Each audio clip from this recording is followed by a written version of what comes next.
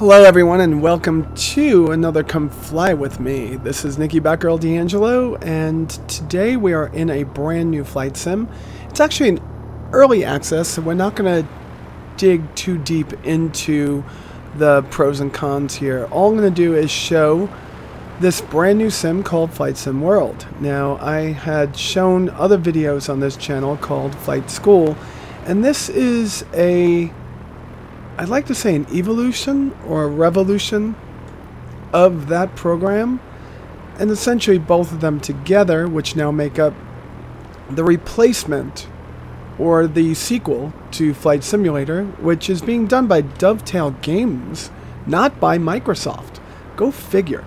Let's get this thing out of my head and let's see what we have here. So we're flying in a Piper Cherokee today, and we're going to be making a typical flight that I made many times back in my youth when I was, well, I'm still young, somewhat, when I was getting my pilot's license. These were the flights I was making back in the early to mid 90s. This will be a flight that's going from Islip MacArthur Airport. We're going to take off on runway 06 because that's where the sim puts you pretty much. And we are going to go all the way out to FOK, which is Suffolk County Airport, or Gabreski, whichever one you want to call it. Those that grew up in my time can call it either one. Today, I think it just went back to being Gabreski. It was Suffolk County Airport for a while. It's out in West Hampton Beach. It's the home of the 106th Air Rescue and Recovery Squadron. Alright, so we are going over here. Let's go and turn to about 150 degrees. And I just want to get up to about 2,000 feet. We're going to fly over the Great South Bay, take a look at the scenery. Right now I can tell you the aircraft models are pretty awesome. Let's let this thing level out for a second. Aircraft models are beautiful. Yes, they are. Even interiors, we'll let the plane go do what it wants to do for a couple seconds. Even the interiors are quite nice. And I'd have to say that coming across, yeah, it's a little bit of a slowdown in frame rate, but coming across the panel doesn't disturb your frame rate as much as it does inside of the X-Plane 11, which is actually released. X-Plane 11 is out. It is something that you can buy, get add-ons for, and utilize as your main sim right now. And it's been getting constant updates over the last few months to the point where it is an extremely good sim at this point. We are not going to compare X-Plane to this sim as finished products, but just what to expect from the finished product when they finally come out. Gotta get this thing trimmed up. So this is a pretty easy flight. It's just take off out of 06, turn to the southeast, and fly out to West Hampton Beach. In the meantime, what we're going to do is we're going to look at the scenery. Oh, that's Bayport Airdrome. They have it in there pretty good. That's about what it looks like in real life. Meaning lots of trees and houses around it. There's more of a tree line between the houses and stuff, but just a short grass runway. Almost on final approach to runway 33 left and right. If not, definitely on approach to them. Alright, and then again, up ahead of us, right over here. You can see it right underneath the aircraft. See if we can do it. There it is. That is Brookhaven Airport. I think it's the home of what Dowling College became, which was the National Transportation College. Let's go back inside and see how I'm doing with my altitude. Not doing so bad. I got it trimmed okay. And all we're going to do is fly right out to East Hampton, or sorry, West Hampton Beach. Set this thing down and come back inside of our Cessna 172 and X-Plane and just give you a brief look at the two sims right now. Orbex is doing the autogen scenery for this, or they've helped with the sim. Dovetail Games has said they're going to work with the community to make this the best simulator out there. Currently, I'd like to say that I'm very happy with it. It's not going to make me stop playing my other flight simulator, which is X-Plane. It's definitely not going, and X-Plane is definitely not going to make me stop playing this. The more, the better with flight sims to me. Kind of like with space sims. Alright, let's see. Now I'm flying with my, not with my X55, I'm flying with the FCS system from Thrustmaster, the 16,000M joystick and the FCS throttle. There's Shoreham off our wingtip over there. Shoreham was a nuclear power plant that had a lot of controversy on Long Island back in the 80s, I guess it was. Never got built. Now, I left Long Island in 1997. So I haven't been back there much since. Definitely haven't done any flying out there since. And I got my ticket, my private pilot license, in October of 1995. Coming off one of the runways over here.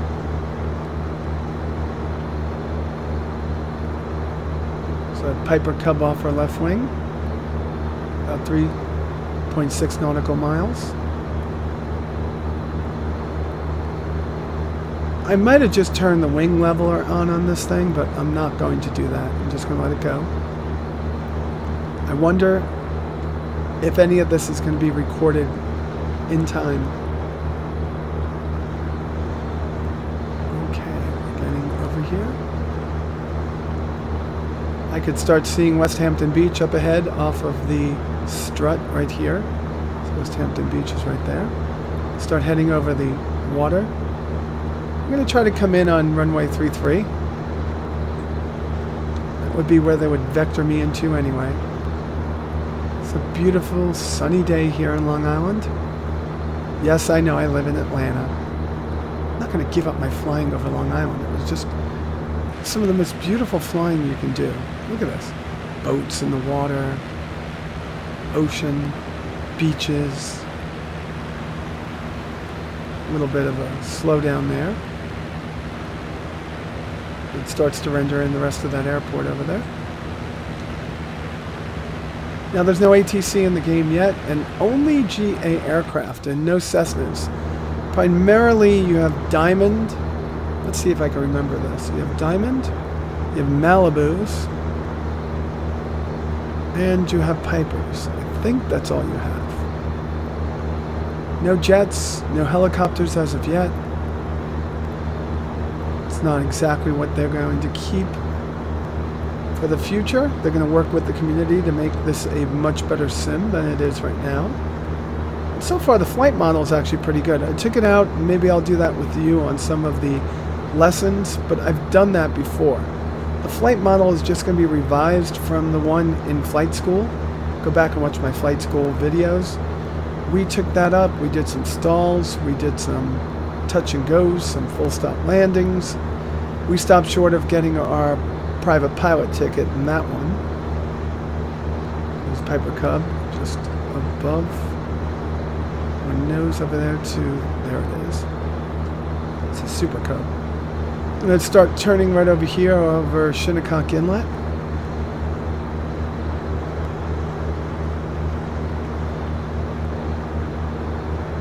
And we're going to head towards runway 33 so we can land and then hopefully take off of 33 and go back on X-Plane. Yeah, I think both of these graphics together make a good sim. You'll see what I mean. I love all the boats and everything that are in here. They are going really fast. Look at that. So cool.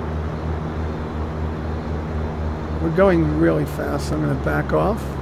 I know I've been redlining this whole time. There's one thing with the throttle on this is that you really have to pull back far before throttle starts to show a really true reduction. So you have to pull it all the way back. before it shows any reduction at all.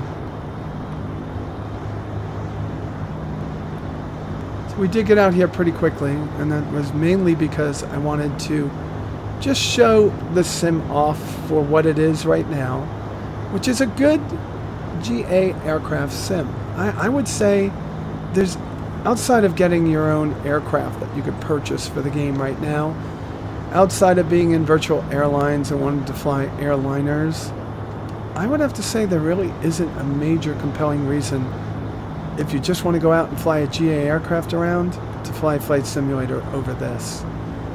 It's better graphics, much better flight model, 64-bit. It's sweet. Just keep this up.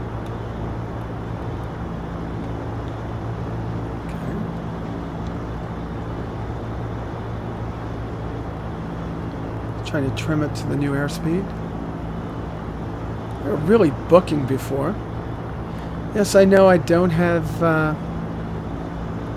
my track IR connected. I'm trying to pay attention now. I'm looking for my visual. Let's see if I can catch it this way. Looking for my visual landmarks to get onto 3-3. There's 3-3 right there. Okay.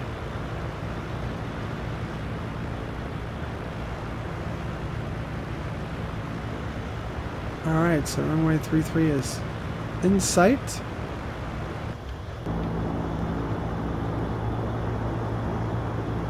We're just about 1,500 feet. Flying just south on the coast. And I think this is my turning cue, this area right here. If I could remember. Yeah, there's the bridge. Okay, I could see the bridge. Okay.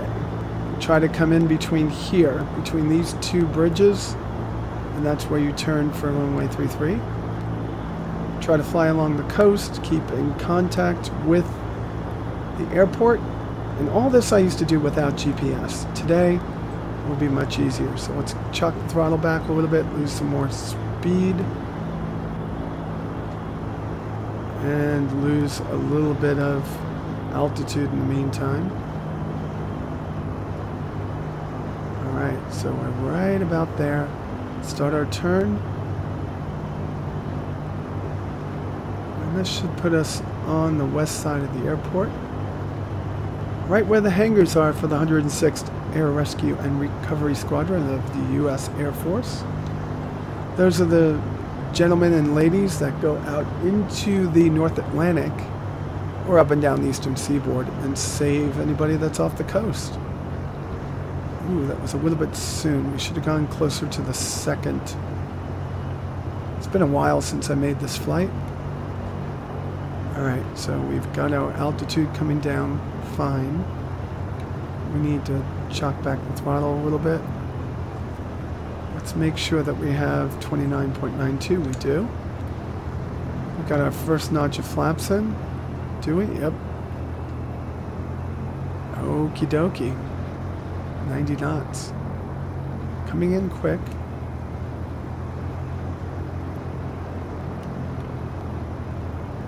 I'm going to keep it at 90 for now. And we'll chalk it back to 80 as we cross just a little bit closer. So far I'm liking this sim. I can't find anything bad about it when compared to things like Prepared or Microsoft Flight Simulator or Flight Simulator Steam Edition.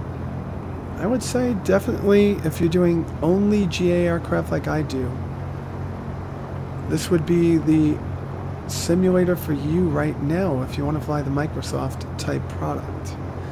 But in a second we're going to go into X-Plane and fly the same route, but not the same route, the reverse route. Let's give you an idea of the differences. Okay, another notch of flaps. Let's slow this thing down.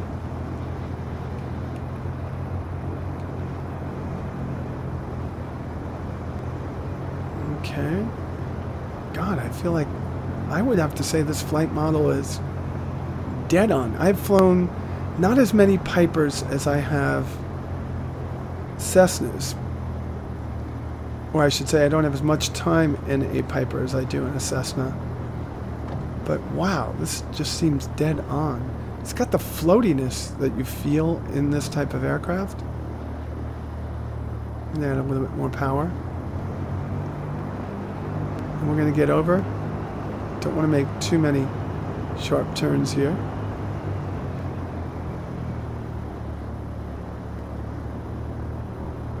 All right, hold it off, hold it off, hold it off. Good job, good job. Don't make fun of my landings, folks. They are the best that I can do.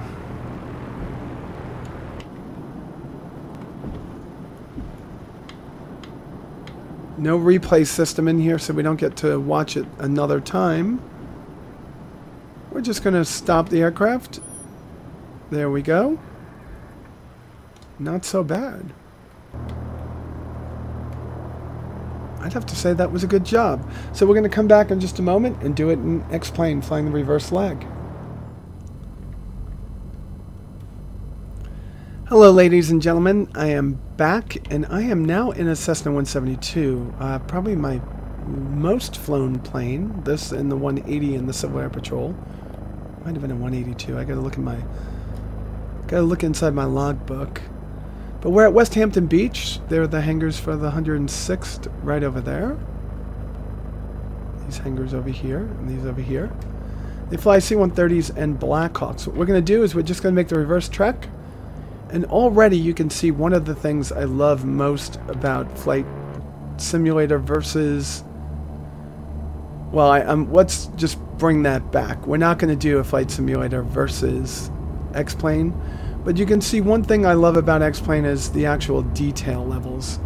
One of the things that was always kind of not perfect in X-plane in the past was the actual detail level. The detail level just wasn't at the same, wasn't up to par with Flight Simulator. And you just didn't get those beautiful visuals that you got in Flight Simulator. But now you do. There's no doubt about that. Okay, so I think I have that trimmed, right?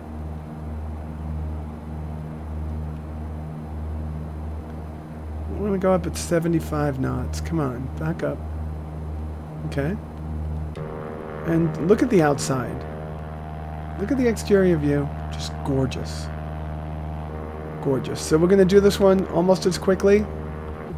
And we are going to turn west and start heading right over the water.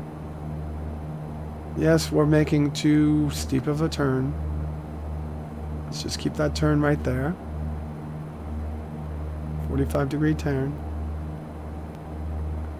And bring it back.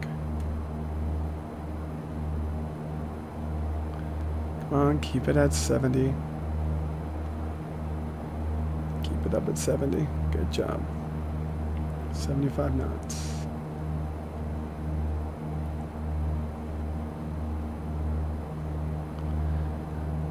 Yeah, we're going to take this thing right back to ISP, land on 33 left. Left is, sorry, well, wrong. We're going to land on 33 right. 33 right is a much smaller runway, be a little bit more of a challenge. And it's probably the runway I've landed the most on at that airport. Okay, let's push forward on the yoke, get our speed up. Come on. Come on.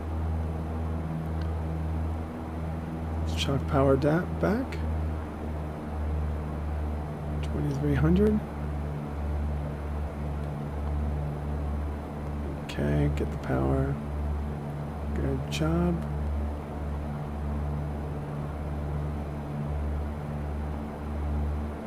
Very poor altitude changes I'm making today. But nonetheless, we're doing fine. Let's get it up to 110.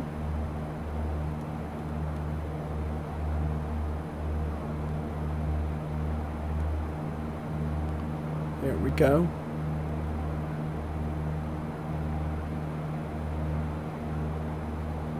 And we're doing fine. Now look at the beautifully rendered auto-gen scenery. I don't have any scenery add-ons in this area of the game. And again, the beautifully rendered aircraft. They're just gorgeous. But I do get a very low frame rate when moving anything around this high-resolution 3D cockpit. And as I pass by it, it actually gets better as we go towards the back at 40 frames per second. And of course, I could do things like move around the cockpit, see the back.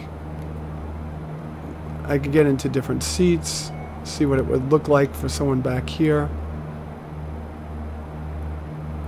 What if somebody was in this seat, right? Okay, let's see where we're at. Okay. Still descending just a tiny bit to get back to 2,000 feet. And we're going to push this thing over to the east at this point, now that we're over the Great South Bay. And we're going to just go and land on 33 right over at ISP. Now, X-Plane is one of those flight sims that I really didn't get into until I moved over to the Mac.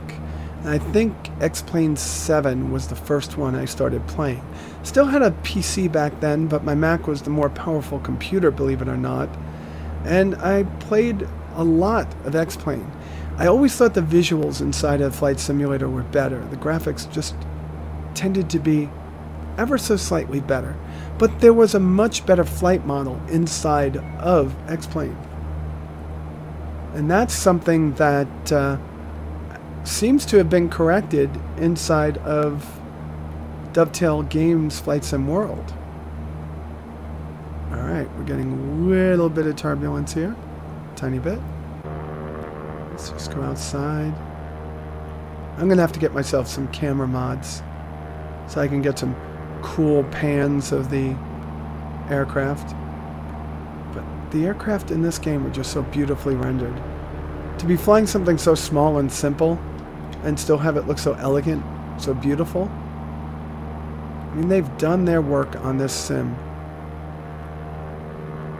Right, let's take a look. Still heading out over the coast.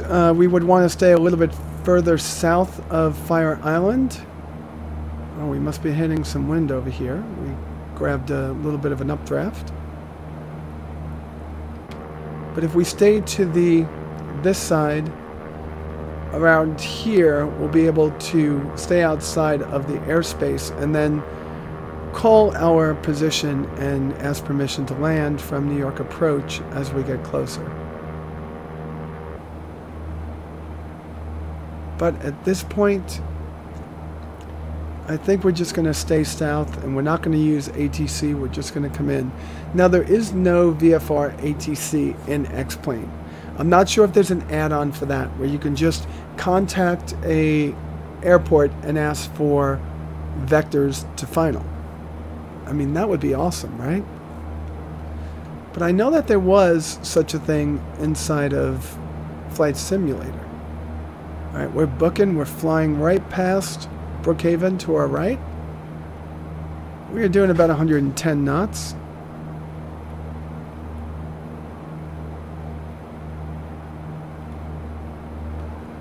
And we are starting to see ice slip in that direction right there. A little bit too much haze, just like there would be in real life. Long Island is an island, and anytime it's warm outside, it does get a little bit of an occluded sky.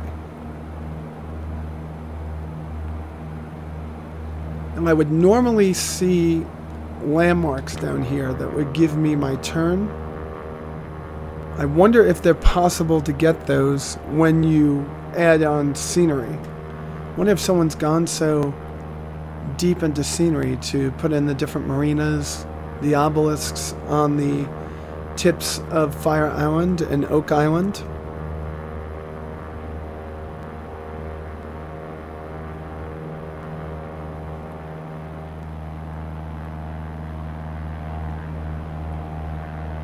I believe this is Smith's Point. This is Shinnecock Inlet. I think that's what it is. And then this is Fire Island. Smith's Point is one of the beaches I spent much of my time at during my high school years. Okay, we're descending just a little bit too much. Whatever wind was hitting us before is probably not right now. So staying nice to stay south over here. Just outside of the Class C airspace. See if we could see the airport by looking outside this way.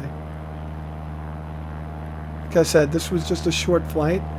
And normally it would be a full stop over at Suffolk, park right outside the tower, walk into the diner, get a burger or something, and then go back. You do that here, and I think it was in Bridgeport, you'd do the same thing. Bridgeport, the $50 hamburger, we called it. Always a great place to eat, right on any of the local airports. Let's see, do we see it over there? Do we see it?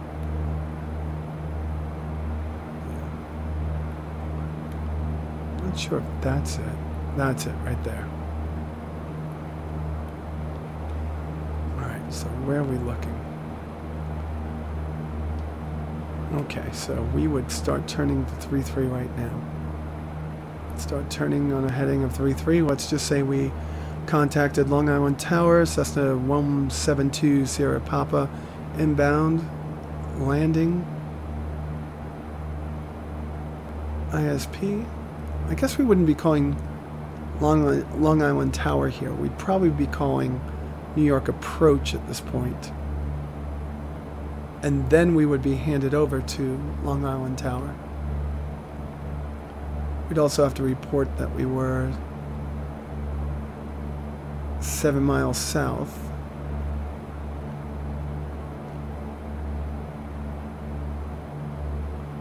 I think this is it. We'll start heading north. We should start seeing the airport. I'll say report having airport in sight. We would have the airport in sight at this point because in real life it would be where? In real life it would be right there.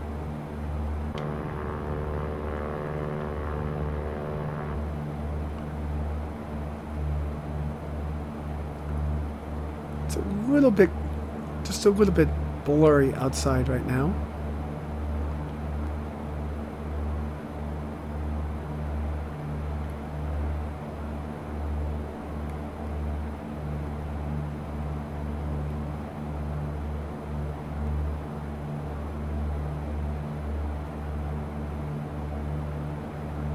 Just going to go a little bit more this way. Now that we're inside the space, we can start being vectored over to the airport, which is right there.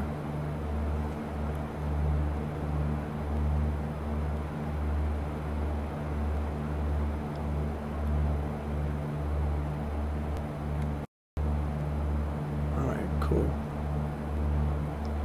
And we'll start making that slow, shallow bank. Let's drop it down to about 1900. Right there.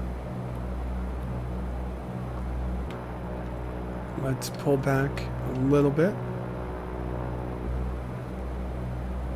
And there is 3-3 right in front of us.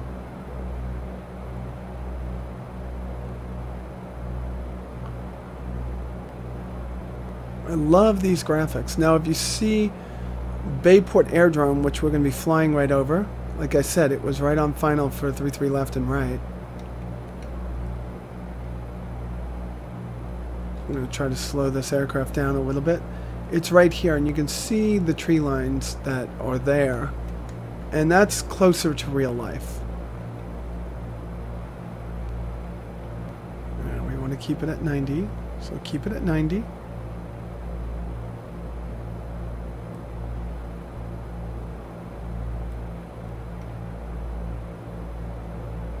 Alright, that should be perfect. I'm going to add a little more power in. We don't want to start descending too much right now.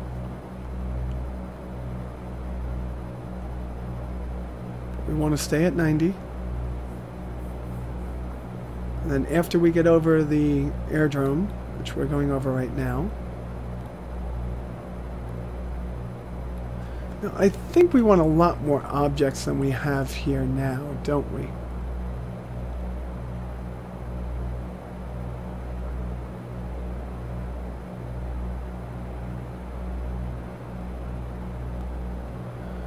Should there be an option screen here? I'm thinking there should be. Oh, we're letting it move over to the side. Because I'm not looking where I should be. Alright, so what I was looking for is the option screen. I'm thinking that there should be a lot more objects right now. I mean, there is a life going on down there. There's people on the road. There's never been that few people on that road. But I just don't see the other things going on. Alright, so there we go. We're just about 500 feet. I think we're perfect right now. Let's keep it inside the white arc now. Let's get back down to 85. Pull back on the throttle a little bit.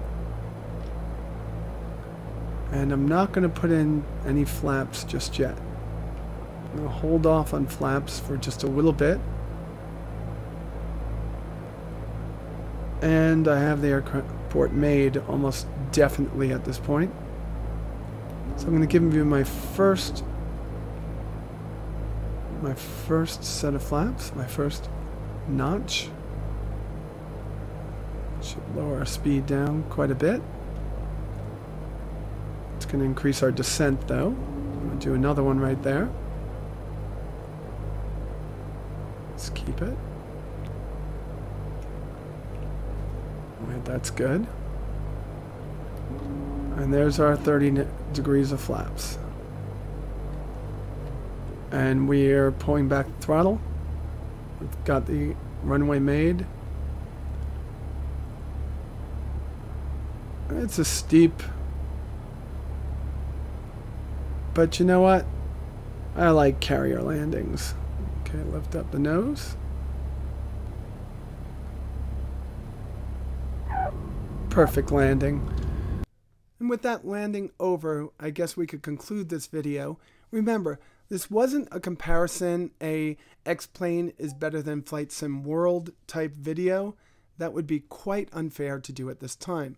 Dovetail Games are committed to including the community in the development of Dovetail Games Flight Sim World, which of course is the natural successor to Flight Simulator. But it's good to know what's out there right now. And although betas today are paid and called early access, I do suggest if you feel like you're one of those that wants to carry the torch and pretty much support Flight Sim development, go out there and spend the $20 or $30 on Flight Sim World and make sure to post in their forums about how you feel about the flight simulator.